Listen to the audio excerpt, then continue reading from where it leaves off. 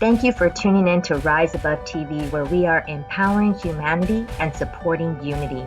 You're watching Real Talk, Real Men, the place where men gather to talk about topics they typically don't talk about. Together, these gentlemen will mindfully redefine masculinity. As a mindfulness coach, I bridge my talents and passions, and I created Rise Above TV.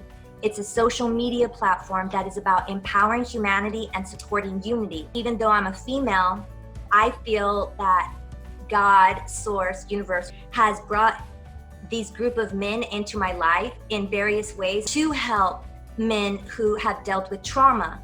There's cultural trauma, societal trauma, family trauma, and y'all have been conditioned in a lot of ways to be disconnected from the feeling side of self, which is being reconnected. And I consider all of you the type of people who are striving to live mindfully. And REAL, to me, that's about being responsible. It's about understanding what it means to be empathetic. It's about understanding what it means to be accountable and what loyalty actually means. Real Talk, Real Men. I believe every individual that I've invited to take part in today's discussion is someone who is striving to live authentically, optimally, and there's a word gentle in gentlemen. It's important for people to see men be vulnerable. The word toxic masculinity has been coming up a lot. We have to define what is vulnerability and humility. And I think that all of y'all are in that space, and I think it's beautiful. And I know that all of you have individual missions to help humanity, and I figured this might be another way you would maybe like to do that. I would love to give each person an opportunity to, introduce themselves, say a little bit about what you guys do. Justin will take it from here, and thank you again so much, and I'll pop back in here in a little bit. Hello, everybody. My name is Justin Bustamante, a United States Marine Corps veteran, magician, mentalist, hypnotist, and NLP practitioner. I, much like Janie, ended up combining a lot of my passions for magic and hypnosis and bridging it to what I do now as a hypnotist and NLP practitioner, because going into the military, performing magic and mentalism for people, I ended up thinking more about the experience I was giving them and the state of mind I was putting them in so they could better receive the magic I was doing. So entering boot camp, once I was acclimated, to what they were doing and the schedule and everything, I could easily spot why they were doing certain things in the order in which training was going, because I understood the mental game they were playing and the frame of mind they needed to put us in when they delivered certain information. And it gave me a unique perspective throughout my military career, which follows me to this day. I'm always thinking about how the person is thinking about something, not what they're thinking specifically, just where they're at in terms of frames of mind, you could say. Being real, a real man to me means going beyond your generational traumas. Too many times for me growing up, I heard people say that they had certain issues because their dad had issues. I drink like my dad because he drank, or I could never be more than a fisherman's son because that's all my family is, and things like that, whether it's finance, careers, relationships, family relationships, personal relationships. It means going beyond all of that and leaving something better for the next generation. You broke certain traumas and you close certain loops in your generation in this life, and then you pass on a different set of quote unquote problems to the next generation because they shouldn't live your issues, and that for me is being real, is taking on the responsibility of the family in that way, generational traumas and whatnot. And with that, pass it on to Barry. Okay. My name is Barry Selby, originally from England, hence the accent. I've lived in LA for almost 40 years now. I am a best-selling author and coach around love and relationships. I've been on the personal growth journey for 30 plus years. Got a master's degree in spiritual psychology. I have also got plus 2 years as a spiritual counselor and guide. So I've been in this path for a while. I mostly work with women because that was my comfort zone as a kid. So being around other men wasn't my comfort zone, because most of the men I was around, I should say boys I was around, were either bullies or closed off, and neither one of those appealed to me. So especially growing up in England in a Jewish upbringing, which is very, very stoic, very reserved, I never felt I fit in. My dad was never really emotionally available, and he still isn't, even at 93. It's another story. But my journey basically was really coming through the understanding that I never could be macho. Macho was this thing that I wasn't a jock or anything like growing up. I mean, I played hockey and soccer, but I was always like in goal, hiding out. I wouldn't play out front where I'd be sort of seen. And so, as my adult life, I found that I always had a lot more female friends, especially being in the spiritual community. There's more women than men, guys, just so you know, more women than men in the spiritual community, generally speaking. So if you want to meet some women, that's where you can find them. And the problem is that there's not been enough good men, according to what they say. So I've been working with women for the last over 12 years in coaching because I discovered myself that I need to learn. I never knew that masculine and macho were two different things. So this thing about toxic masculinity, I hate that term because I don't think they belong together. For me, it's toxic machoism because it's the macho egoic structure that men have been taught to carry that is what's causing toxicity on the planet between men and men and men and women. So I'm very passionate about being a masculine man. I learned this back in 2007 through some incredible teachers where it shifted from the macho, which is ego-driven, my way, the highway, I'm going to get it done, screw you, to the masculine, which basically was open heart, strong spine, clarity and direction. And my work was in service to the planet. That was the difference for me. And so I've been on this journey for that journey since. And in my work, I don't work with men so much because most men aren't listening for that, although I may be becoming more needy now, so maybe I'll be available to that. But working with women's always been my joy because what I've also been passionate about is to bring the feminine up to the level of masculinity the way that works in this world. So that's a good start. Awesome. Thanks for that, Barry. Efren, you wanna let everybody know who you are and what you're about? Well, thanks for having me, first of all. So my name is Efren, and I was born in Mexico, grew up here in the States. I've been here since 1980. Graduated high school here in the U.S. in Texas, and I joined the military, did about 10, almost 11 years. And I got out thinking that, the military wasn't for me. I was kind of tired of it, bored for many, many reasons. Decided to get out. Definitely learned a lot, met a lot of people, had a lot of experiences, a lot of positive ones, some negative, not so great experiences.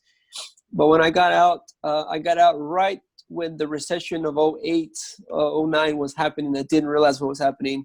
I got caught up in all of that and went through a turbulent time financially, economically, and then health-wise as well. And this was one of the biggest one of my first big turning moments in my life because not only was I sick and suffering economically, I changed my eating habits through a variety of these events that happened that introduced me to one thing and led to another. And so I changed my diet, and it led to so much mental clarity that I didn't have before.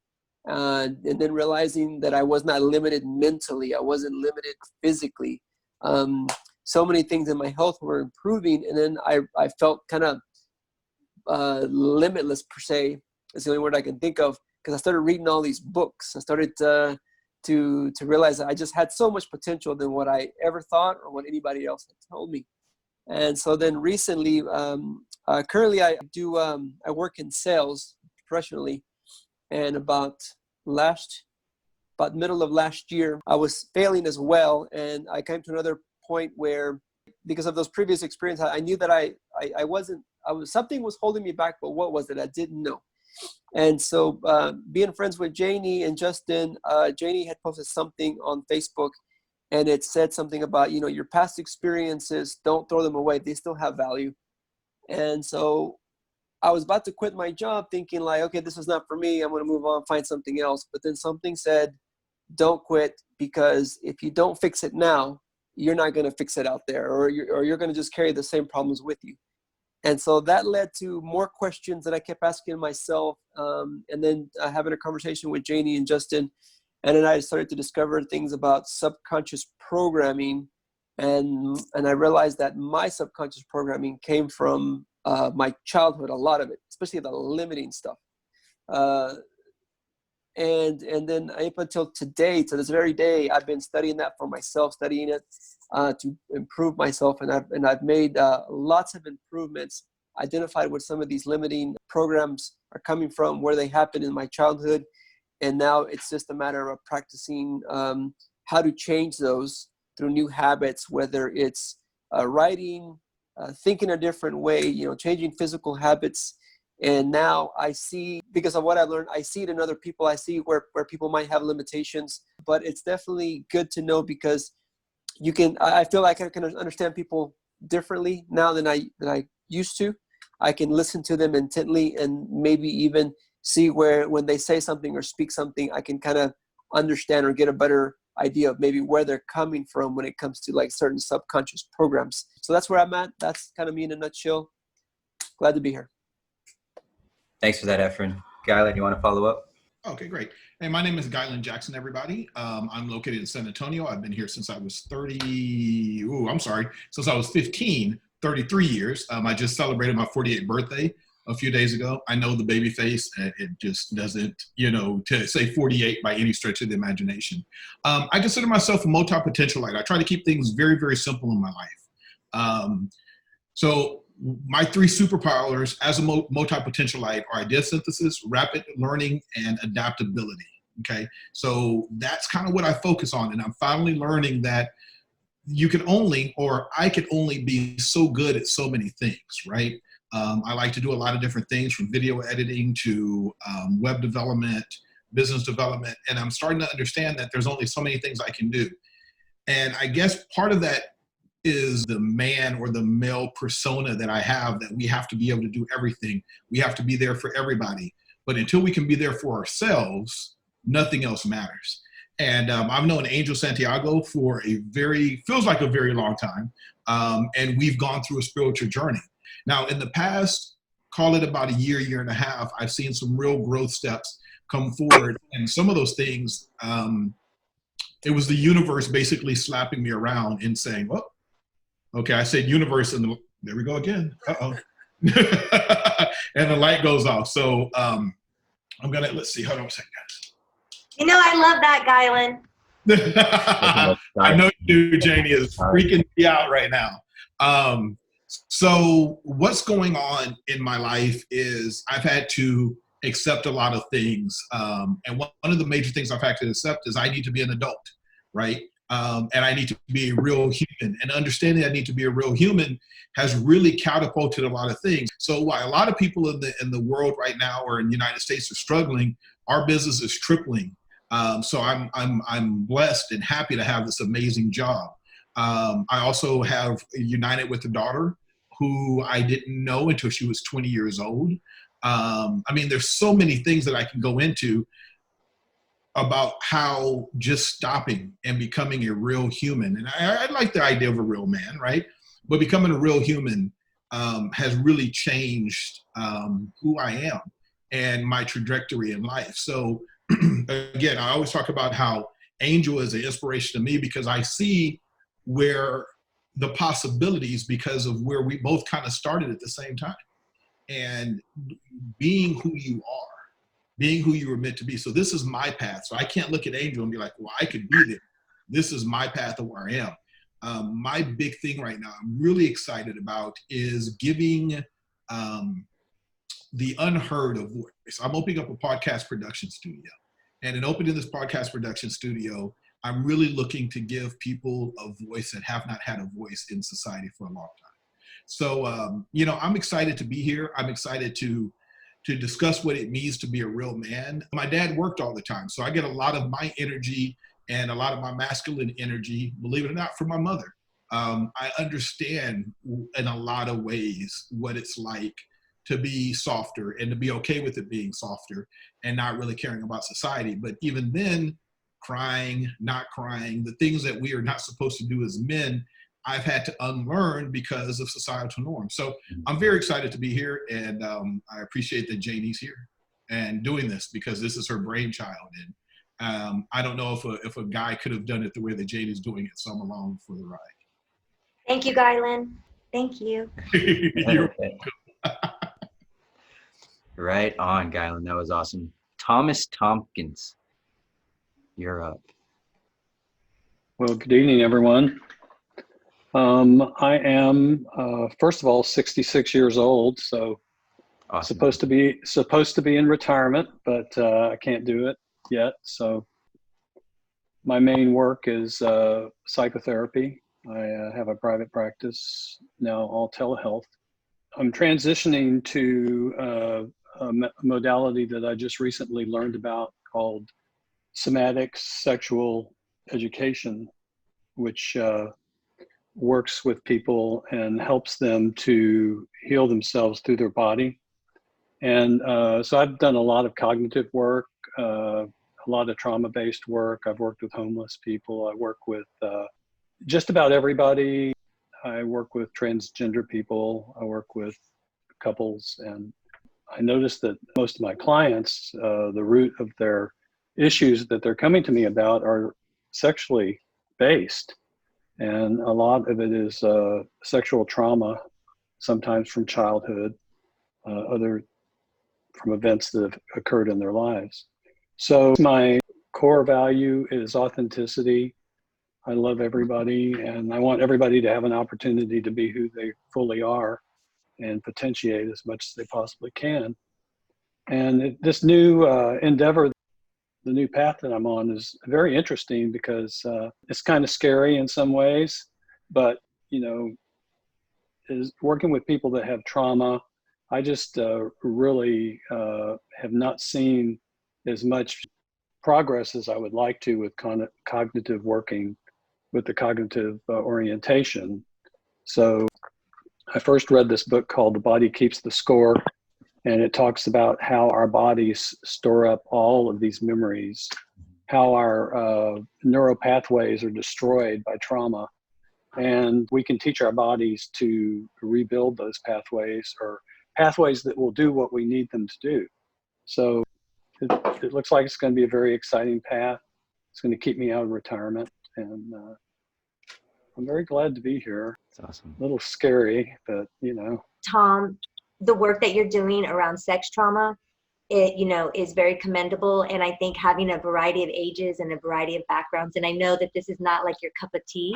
So you're stepping out of your comfort zone for humanity. So peace be in you, brother. Yeah, thank you. A lot of you guys are. For sure. Thanks for that, Thomas. You guys rearranged yourselves, so hold on. Let me get a quick second. We'll go Angel next. Hello, everybody. Angel here. Glad to be here. I'm 40 years old. I know some of you. I don't know all of you, but I look forward to one day meeting y'all in person. My work is in spiritual psychology. Prior to that, I was a dancer. I had a dance studio here in town. I was teaching salsa dancing. I was helping people learn that part of me, that art of dance, social dancing. And I would perform and I would teach all over the United States and even the world.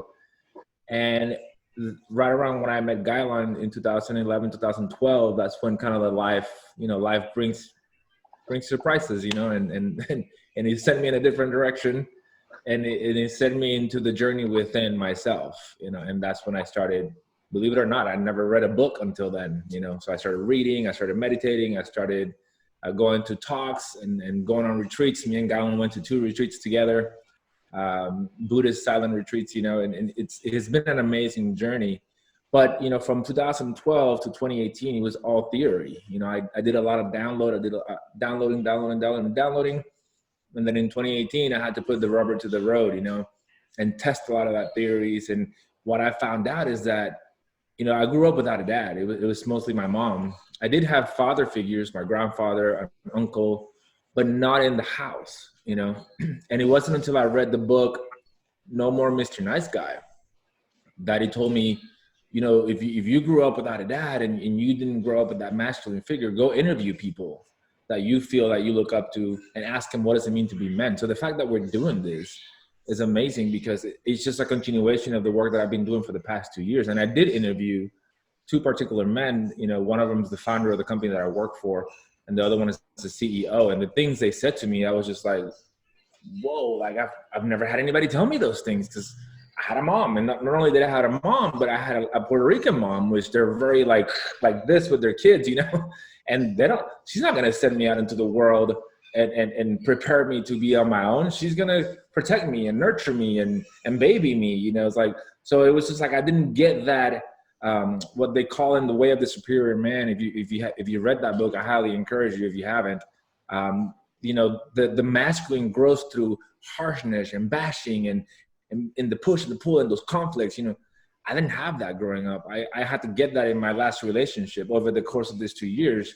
She was really a father to me. She put me in that bashing, harsh environment that forced my masculine to grow. And the way I see it is kind of like, you know, when she came into my life, it was in my natural feminine, because the divine feminine comes a lot more natural to me.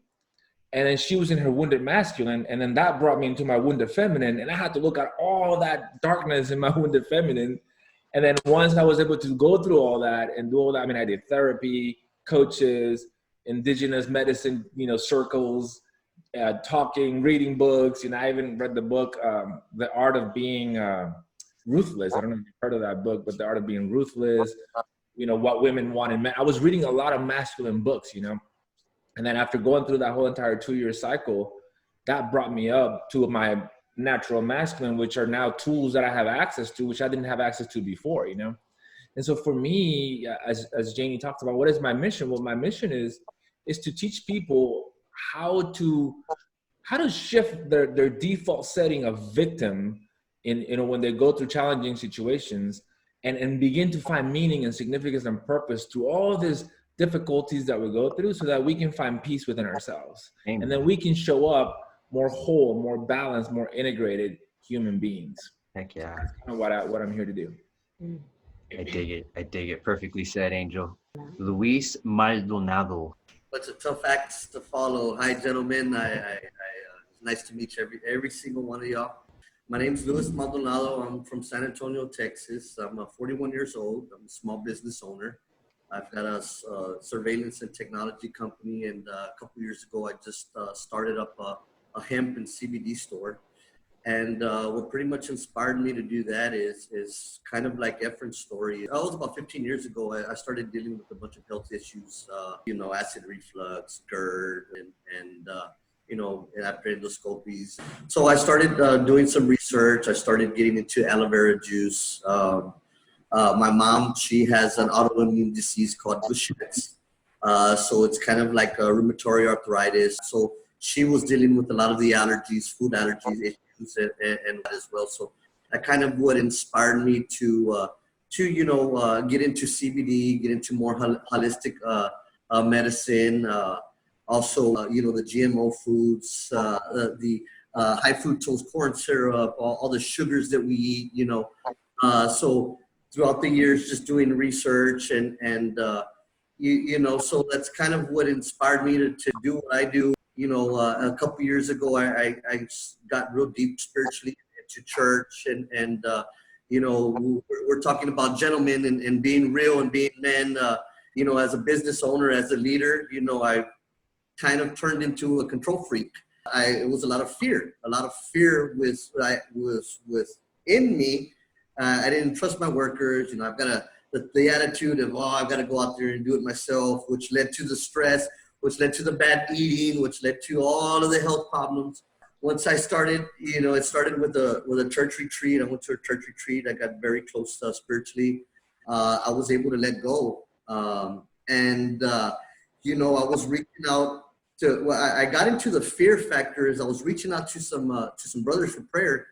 And I was praying for my workers. You know, they were hesitant on stepping up and leading. So I was like, you know, but when I asked for a brother for 3 scriptures. You know, I want to pray. I want to pray with my troops, with my workers, and you know, we all go to church. We're all very, very spiritual. Well, I came to the realization that I was the one that had a lot of fear as well. You know, I didn't want to let go. Once I kind of started trusting and started letting go and getting deep into prayer, my life just changed. You know, my work got easier. I was able to concentrate. I was able to delegate better. It made me a better leader. That as well as the holistic, the eating right, the exercise, all of that is something that I am out there advocating for and spreading and you know, that's my passion. You know, with my mom, what she's dealing with, and all the opioids and all of the stuff. These past 5 years, you know, pretty much eliminated half of her medication with alternative medicines and hemp and CBD. So right now, you know, spiritually, I'm just trying to get, you know, more in tune with myself so I can be a blessing to others. I've been blessed, you know. I pray every morning just to be blessed, to be alive, to have the opportunity to go out there and shine and to showcase all my talents, you know. So I want to spread that, you know, and that's why I think this is a great opportunity for those guys to get together and shoot the shit, man. And you know, I get that at church, and that's really, you know, when I started going to church, we have the men's Bible study, and man, I crave that. And it's just, you know, we are leaders. You know, the church teaches us to be leaders of the household, you know, as a leader of the business and whatnot. I think that's very important, you know, and to do it the right way, not to be, hey, you know, you do what I say, you know, especially to our loved ones, our women, you know, no, it's equal, you know, we depend on that. So, you know, that's kind of where I'm at, and it's just great to be a part of this, and I appreciate all of y'all's inputs, and hopefully one day we can get together and have a big old shindig, man. Yeah, I see, Pablo. I don't see any video, and I haven't heard anything, so I don't know if you can hear us. There you are. Yeah. All right. Yay. It's good to see your smiling face. It's good to see Janie. It's good to see everyone else here that I don't yet know, but good to be coming to know you through everything you guys are sharing already. So thank you. So, you know, in hearing everyone else, I was considering as it progressed where to begin. So I'll try to keep things as pertinent as I can to the topic of us gathering, right? I grew up in England for the first 8 years of my life, and then I moved here in '86. I've been here, 32 years now. I'll be turning 41 this year. So I've been in San Antonio a good long while. From the moment I got to San Antonio, my life pretty much changed immediately. I'm talking as early as my entry into the second grade. Came into relationship with probably not the greatest type of influences, right? So moving along in that vein, I was exposed to a lot of gangs, a lot of violence, a lot of drugs. I was constantly surrounded by these types of things. So gunshots, people twice my age constantly surrounding me, just crazy things that you would expect to run into. Being downtown at 11 years of age, at God knows what hour, seeing drug deals take place, things like this, right? So really seeing some really dark sides of San Antonio from a young age all the way through joining the military. So that was my life for a very long time. And I was very much heavily involved in abusing any number of drugs. Name it, I did very really. The only thing I didn't do was shoot up, but I still snorted heroin, I still snorted coke, still smoked them both, these types of things. I never shot anything into my veins, but if I could pop it, if I could smoke it, I did. I mean, at 13, I think I'd smoked crack for the first time, did meth and heroin for the first time. So you get an idea, right? That's what I knew. So you can imagine those things became part and parcel of how you dealt with and grew through situations, circumstances, hardships, turmoil, right? We all have our different patterns that play out in our lives that we learned to cling to that in some way would help us through. So that was it for me then, all the way up until the time I joined the military, which was shortly after a very young marriage and a very young family having been formed. So my mentality was, I'm not making near enough to support my family. I'm going to join the military. And I did. Excelled very well. Didn't think that I would because, you know, like anyone else would say, I had the expectation that I might not get along very well with being barked orders at, this type of thing. But it was the exact opposite. I thrived. I instantly fell into immediate leadership positions. I just excelled. I did well. I enjoyed it. Fast forward a little bit through that career, which I was planning on making my entire life, right? 20 full years and retire. But I was involved in I was in a convoy transporting explosives. Due to terrain, mine flipped, launched me out up 2 stories and out about 35, 40 yards that they calculated. And this is all pertinent, obviously, because as a result of that, I'm a disabled veteran. I have injuries that I deal with. So there's been a lot of challenges that has come with that. It was at the age of 33 that I set into the path of salvation, right? Christ is what has made the difference for me, period. for myself from then until today, and even prior to then, because I could see now how the sovereign hand of God moved throughout my entire life, even through the hardships that I faced as a child. By Christ alone have I overcome not only all these other things that transpired in my life, but even now dealing with things like the TBI, right? That, as you can imagine, it took me many, many years to even come to a point where I understood its impacts on me, before I ever even understood its impacts through me upon other people. You know, when you sustain an injury like that, you don't recognize that your normal changes, so to speak, right? So there was a lot of revealing that took place literally as a result of prayer, and that can be an entire conversation of its own. But God did reveal to me where everything began, how everything progressed, and it was empowering in a way that it allowed me to now recognize, identify, adapt to, overcome, control, these types of things, right?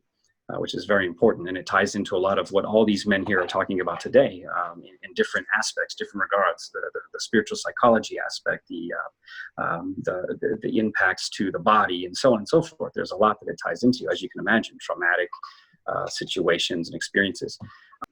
Collectively, all of that, as who I was and who I am and who I was, understanding more of, I've come a long way, which I, again, attribute to Christ. And I guess that's probably where I'll leave it. Upon the path of salvation that I've been on from 33 years till present day, that has been the single greatest cornerstone and foundation that I could have ever come upon, that has brought me to lengths that I could have never arrived otherwise, regardless of all the other books personally that I had poured over, all the other experiences personally that I had gone through, and still had yet to overcome in various ways. So I appreciate meeting all of you, and I'm looking forward to hearing more from everyone here. So thank you for welcoming me. Just very quickly, if you haven't already said your age, I'd love for you to do that. And also, I'm curious to know of all the gentlemen on here, if you dealt with any kind of sex trauma or abuse during your childhood or even as an adult. As far as traumas go, I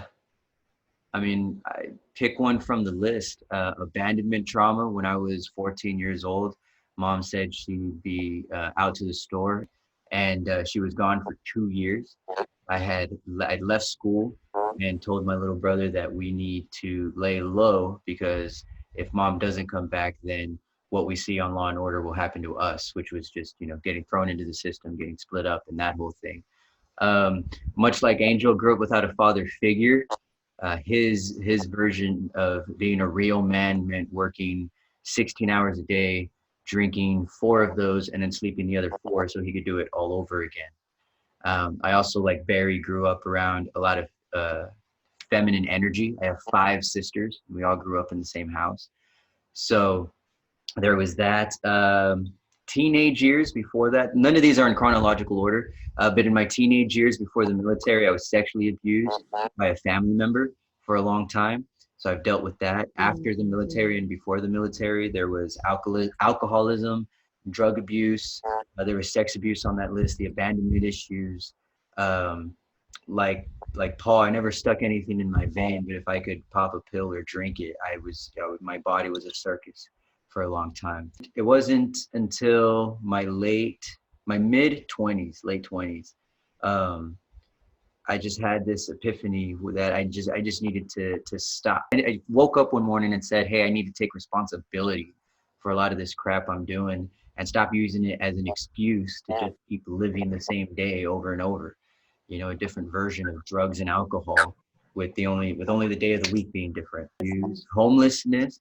I was one of those statistics, one of those U.S. veteran statistics after they left the military for a little bit, went through all of that. Wife cheated on me. I was a veteran that came home to a trashed apartment and had to call people to figure out where my wife and kid were, because no one told me where they were going before I came home. Oh, and I'm a father. I'm 33 and I have a 14-year-old son. Yeah, so I'm 48. I have 2 daughters. I have one that is 20 and another was 22. Maria Guadalupe Cruz is the 22-year-old one, and I did not meet her until she was 20 years old. So I have some challenges around commitment. I have some challenges with my father from a standpoint of he was the hammer, right? Wait till your dad gets home. You're going to get in trouble. Wait till your dad gets, so however, I didn't pick any of that up. And I've been very lucky in listening to everybody else's story. I think I'm very lucky. I'm still trying to figure out how to deal with some things on my own and in my life, but I didn't have sex trauma. I've never even smoked weed. I've drank, right? But not to the point of like pass out, drunk, dragging. But I've worn that as some sort of badge of honor. Like I didn't have these traumas.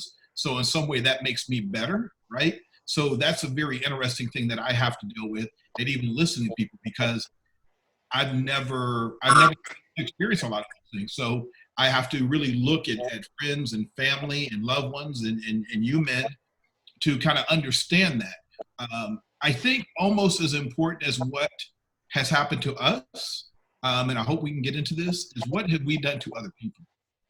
And how have we used the excuses for what we've gone through in our lives, and how those things have affected, and in my case, Maria, my 22-year-old daughter, or my 20-year-old daughter, Sarah, or my mother, or myself, right? So I really want to discuss that at some point in the group, is how have we affected other people, and not just affected ourselves, because I think being a real man, being part of this group, is also being vulnerable enough to literally say what we have done, hold ourselves accountable for those things, and become a better human for them, especially for the women in our lives. We're there for men, but I think sometimes there's a toxicity around that, right? We have to be the dudes, we have to be the tough ones, we have to be the all alpha in the group.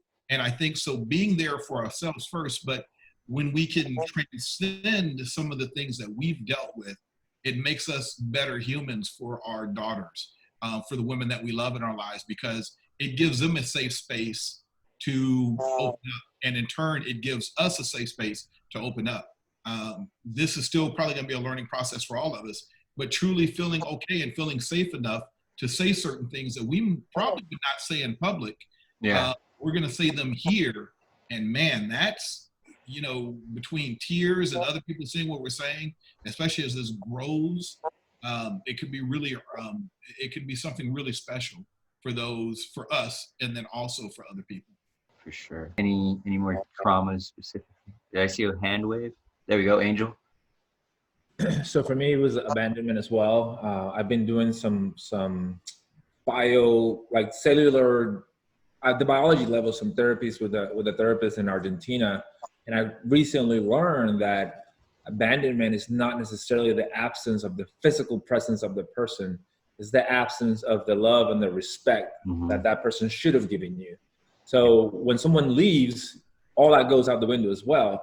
But you can have someone from a distance. Like, for example, I grew up without my dad, but through these therapies, I found out that there was love and there was respect. So I didn't have abandonment from him. See, I had abandonment from my mom because of the not respecting boundaries, not respecting the roles, the toxicity, my mom being a narcissist. You know what that entails, And so I grew up with that kind of like emotional abuse. And then as an adult, and I repeated those patterns in my relationships with narcissistic women and very emotionally abusive women. And until this last one, that really was like, okay, I need to stand up. I need to face this beast. I need to say no more. I need to say enough. Like, I'm done, And so I was able to do that in this last relationship. And it really feel like I told you earlier, it brought me into balance. And I do have an 11-year-old daughter. So how I'm showing up, I even had to apologize to her because I was so identified with the natural feminine, and I was trying to make up for the mom that she had by being more nurturing. But then again, I didn't know what it was like to be a father, to be a man in the house. I've been learning that over the past couple of years. So I've actually apologized to her and told her, listen, I apologize because I need to be your dad. I don't need to be you already have a mom, and you chose correctly. You chose me as your dad, and I need to be your dad. And so that's, to me, going through this experience is helping me, like Gatlin was saying, and a few other people were saying, being more authentic, being more genuine, being more real, right?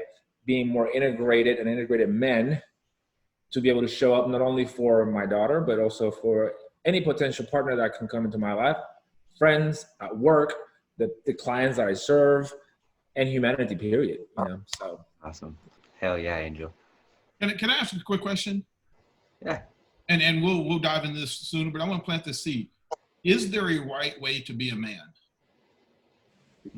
Because I've already heard some things going on in here, and I'm like, you know. Well, so I think there's an authentic way to be yourself. There. I was going to say the You same. know, I think Yeah. normative society has made these things up about what different things are. And I think you just need to find your anchor, search for your true self and be that. I mean, it's just like a acorn that becomes an oak tree. You know, we have potential that we may never see it fully fulfilled, but we can certainly grow as big as we can. For sure. We'll all be different, but there's truth and there's not truth, you know. And that, ladies and gentlemen, is wisdom from the most mature person on the panel. No, I don't know. Easily. I kind of agree with what he's saying. There are certain traits and qualities that I feel that if we embody, will allow us to be more authentic, more real, more genuine, more connected. But that could be interpreted or manifest itself in different ways for each of us, you know? And how we come to those qualities depends on our different paths. Like I said before, I'm 66, and I left home when I was 16. My dad just died about a week ago. He was 91. Great long life. A great long life. He was a general in the Army and a very smart man, but his last 10 years were in a dementia nursing home. So it was pretty tough. Yes.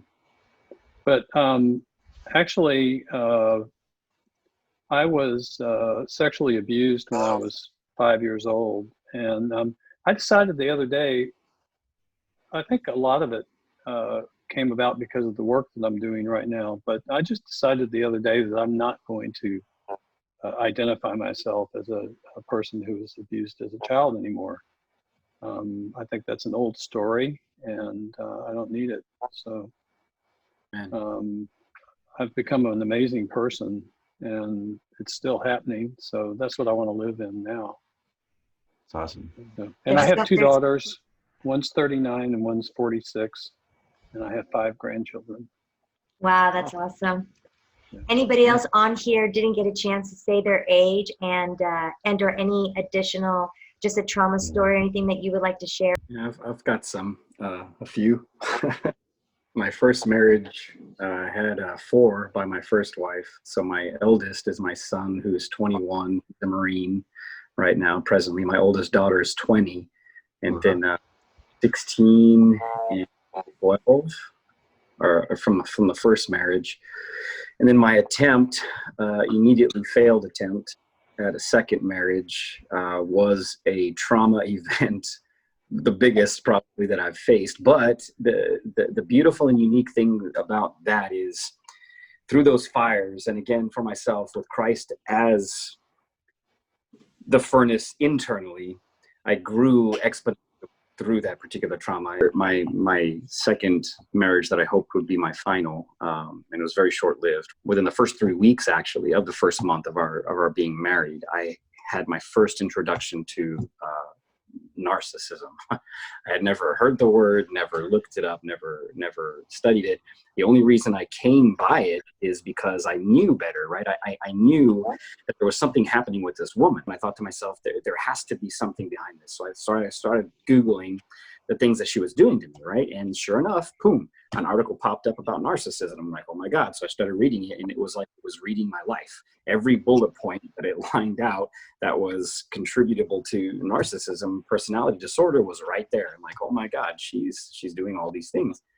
But my love for her and my care for her, and my desire to see her grow out of things and through these things, it's been a true characteristic of mine forever. Even when I was a kid, I never started fights, but I was quick to protect someone else. I have a heart for people. I always had, from a young age all the way to present day.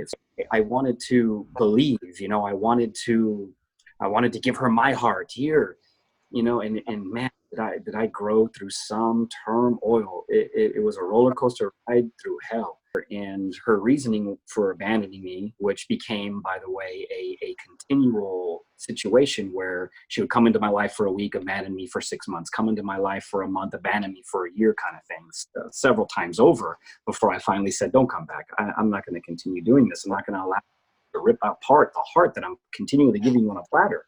I won't do it anymore. You're destroying me. She really was.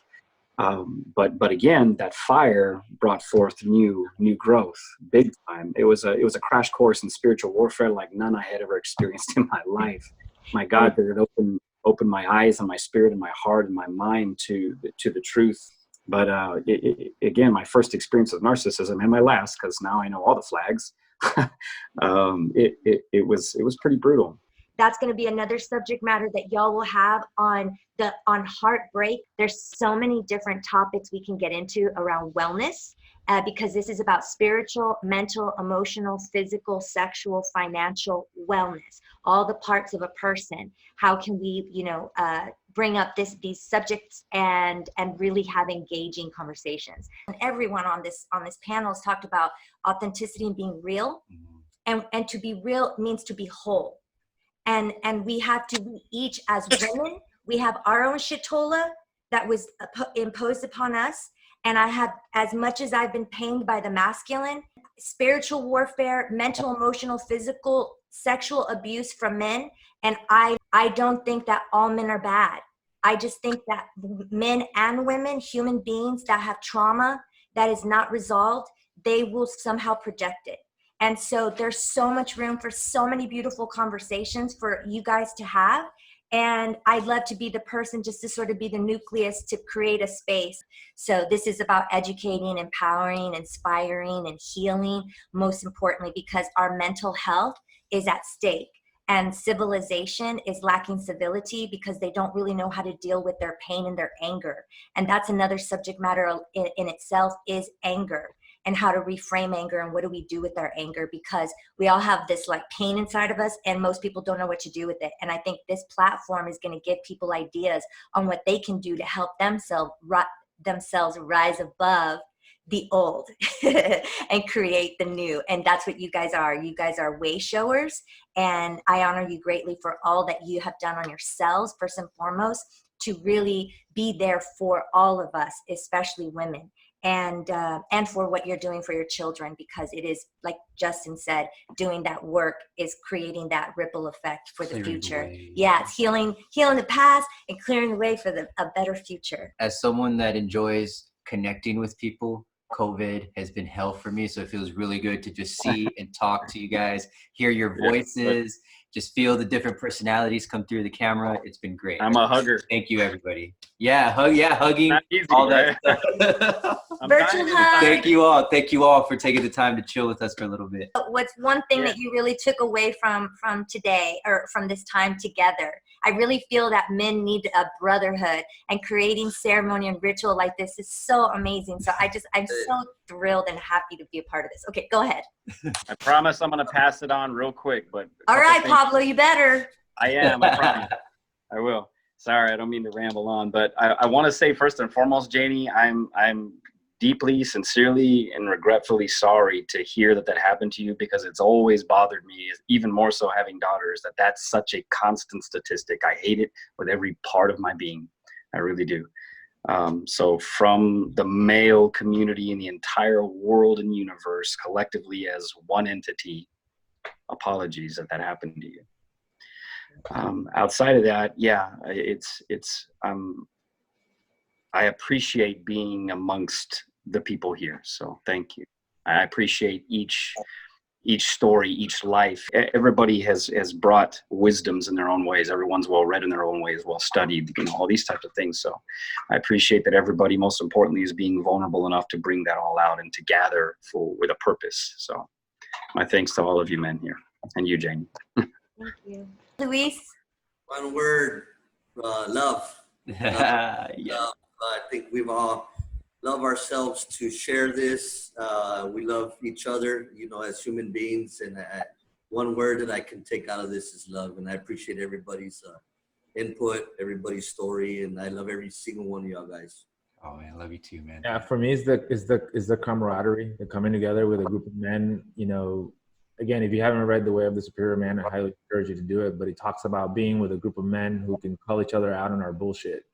You know, who can do man and be like, hey man, no, that's not real, man. You're not being real with that. And so I look forward to growing with each of you, and this is in perfect alignment with where I am today and where I'm going. So, Well, I look forward to loving you out of your bullshit. So, 'cause I think that's what we need. Yes. Absolutely. Love it. Gylan, oh my God, I just really got a good look at your shirt. That is freaking hilarious. Oh my God. It looks like is it holding a popsicle or a lipstick? It's riding a popsicle while it's holding a popsicle.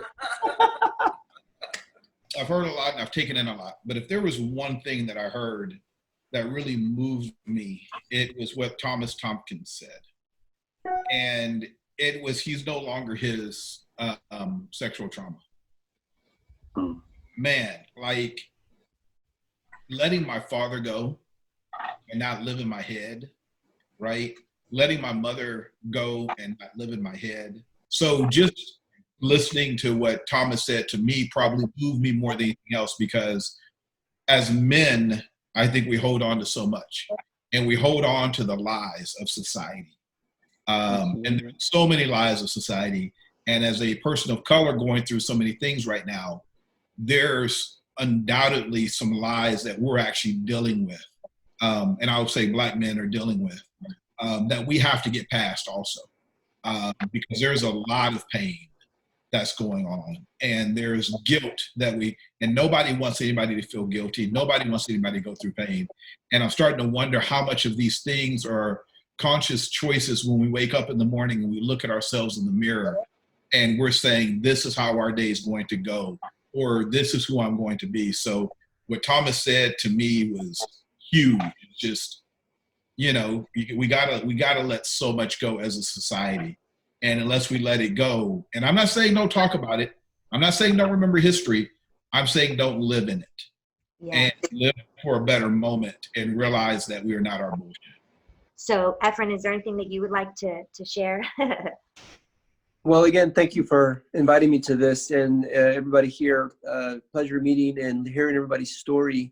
It's very interesting listening to some of y'all's histories and where you're coming from, where you're going, and I can definitely relate.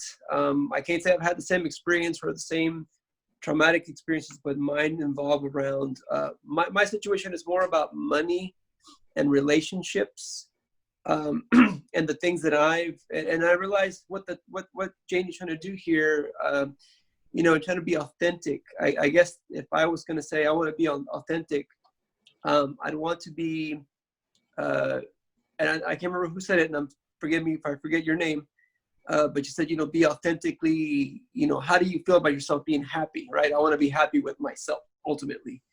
And in order for me to be happy with myself, there are certain things I want to accomplish in my life. They're probably not the same goals as other people. And then at the same time, I want to surround myself with the right people that are going to encourage those very goals. Those goals include financial goals, relationship goals. I'm married to my wife, Patricia. We've been, I think we're going on 3 years this November, if I remember correctly. And even with this relationship, I've experienced or learned some things about myself that because of parental, I don't want to say guidance, because they definitely weren't guiding us, more like habits that we picked up, emotions that we picked up from them.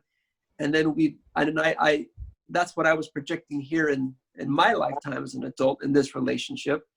And I've been through that scenario where I was called a narcissist too. I didn't know, and I kind of took it almost personally, like, okay, is that really me? But it turns out I wasn't. It's these emotional things that I picked up as a child from my parents, and now I replayed them here as an adult in my relationship. And so my journey has taught me like what those emotions are, why I did them. And I'll tell you right now, one of them is guilt. Like I was guilting my wife when she wouldn't wash the dishes. And by guilt is like I would hold like this silence. I wouldn't talk to her, ignore her. And I realized, wait a minute. And it took me a while to figure this out, but my parents would do the same thing. When we wouldn't do something right, they would ignore us. They would like they just gave us these mean, ugly looks. And it took a long time, several months to figure that out. And now I realize it's a matter of catching that when it happens automatically and not doing it and trying to express things verbally versus just non-verbally. Yeah. So that's one way. And so to be a better man in a relationship, right? And carry that balance, like somebody else said, you know, there's a feminine and a masculine side to it, a warrior, or as what do you say, a warrior, right? You want to be that balance, right? And then financially, you know, money was something we did not talk about in our household growing up, and just recently I also realized that for the longest time in my adult working life, I've always made more work for myself than I really needed to.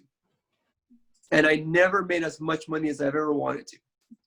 And then it took a while to figure this out, but then I started recalling some of these memories as a child, and I realized my parents were very hard-working people, and they valued hard work.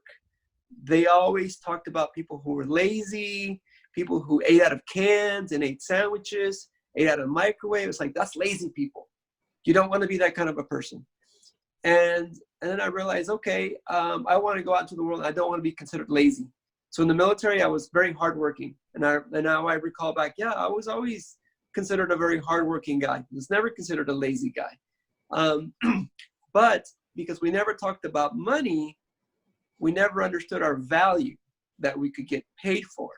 And so then I worked really hard at a lot of things, but the wrong way. Like pushing a boulder up a mountain, right? Now I finally realized and learned to get rid of this boulder. Now I can work hard, but it's going someplace instead of nowhere. And I say this part because as part of that relationship, I want to be that provider, so to speak, or part of it, and bring in an income and financially be happy that I get to do certain things that I've always wanted to do. You know, travel here and there, buy some things that I might enjoy, buy a gift for my wife that, you know, it's not always going to be like, oh, I can't do it because, you know, money's tight or there's no money or whatever. But ultimately, all those things are going to lead to what I consider my joy. You know, like, hey, I did it. I accomplished this and I'm happy and I'm satisfied. Whereas these last few, I guess the last year, I've been very unsatisfied where I was at, where I was going, didn't think it was going anywhere. And now I realized what those limitations were. And now I'm very happy that I've discovered them, and it's motivating to continue that process and learning. And I feel like I'm going someplace now versus being stuck, you know? And that's where I'm at right now. And so again, thank you, Janie, for sharing that, or inviting me to this and sharing what it is that you're trying to accomplish and your ultimate plan here. And anyway, let me know. I'll be happy to contribute. Yeah, thank you. And you said something really great, the word stuck. A lot of people feel stuck in a lot of ways. Mm-hmm. And that's another thing that'll take place through these conversations is helping people see things from a different perspective. That's really my ultimate goal as a mindfulness coach, is like expand perspectives. And so that's really opening minds and opening hearts. And that's something that all of you guys are working on. So thank you again. Barry, any last words before we leave and wrap this up? Just realizing that we all have different paths. The course we follow, the way we get through life that brings us to where we are, none of us are the same. So there's no robotic fix, there's no automatic, this is the answer for everything. My parents were together 60, actually married 60 years to my mother, passed away in 2012, in the years now. My dad is 93 in a hospital bed for the last 6 months because he's been given up in life now for 7 years, but he's finally in the place now where he just can't get around him much at 93. He's got Parkinson's and that sort of thing. But I grew up watching a very codependent relationship. And you and I, Janie, talked about the codependency piece, this whole thing we're doing some work on. So I never felt I could match that. I always found myself being an outsider, and my abuse came from other boys because I was abused. I was bullied at high school. So I was in the place of fear and emotional abuse because I didn't fit in. And always being an outsider. I mean, I went through my spiritual crisis after my bar mitzvah at 13. So I've been on a very strange path, which nobody else has been on, the same as mine. But one thing I'll mention, just to echo Angel, The Way of the Superior Man by David Dade is one of my favorite books. I teach from it, studied with David Dade for a couple of years, and a couple of chapters in the book changed my life, for men in particular. It's a great book for men, great book for women. Chapter 7, I remember vividly, is a man must put his purpose forward before his relationship. And that was a lesson for me. And it's still a lesson I'm still learning. Purpose first, relationship second. Second one, though, which is a brilliant lesson I've been learning again and again, is live as if your father is dead. Because we carry internally, of most men, this rule that we cannot exceed what our father did. There's a rule we carry somehow that we can't do bigger or better than their dad. Even though reality is they're probably going to be proud of us for doing it, but somehow we think if we do better than their father, we shame them somehow. It's wiring in our DNA. So the lesson is that we've got to live as if our father is dead so we can live our full life. And I know that was a lesson I kept learning again and again and again and again. As I keep getting a limit, I couldn't do more than him. So that's a lesson I keep learning. So that's a couple things to leave. I love it. And I think that's another part of this entire show is that as you guys share your own journeys and go through your own evolution and kind of share the different parts that you struggled with and all this stuff, people are going to learn from it. And then it's also going to give them permission to open up and maybe start having conversations and creating their own little circles like this. That's my ultimate goal. Thank you, everyone. Have a beautiful evening. Peace be in us. Okay, bye. Bye. Thank you for tuning in to Real Talk, Real Men. Be sure to like and follow @RiseAboveTV for more mindful content.